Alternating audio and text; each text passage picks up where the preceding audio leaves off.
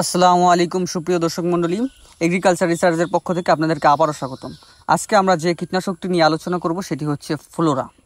আমরা ফ্লোরা কি কাজ করে এবং ফ্লোরা কোন কোন উদ্ভিদে ব্যবহার করব এবং কতটুকু প্রয়োগ করব এবং কোন কোন সময়ে প্রয়োগ করব, সকল বিষয় নিয়ে আমরা বিস্তারিত আলোচনা করব ইনশাআল্লাহ। এখনও যারা আমাদের চ্যানেলটিকে সাবস্ক্রাইব করেন নাই, অতি দ্রুত সাবস্ক্রাইব করে নিন। এই ফ্লোরায় রয়েছে নাইট্রোবেনজিন 20% WW।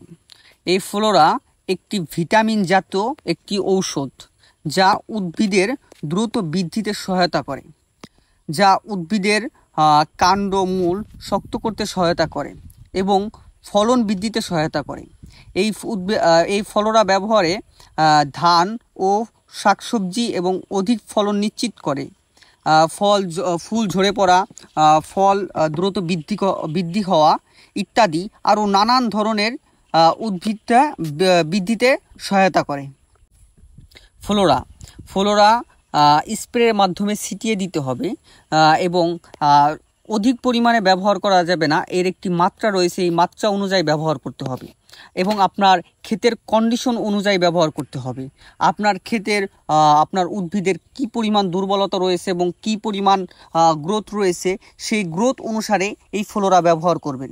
তা না হলে গ্রোথ অধিক থাকার ফলে যদি ব্যবহার করা হয়, তাহলে অধিক বৃদ্ধিতে গাছের ক্ষতি হতে পারে।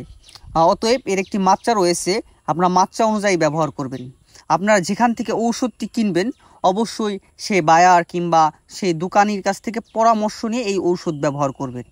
আর আমরা এই ওষুধটি নিয়ে অত্যন্ত ভালো ফলাফল পেয়েছি।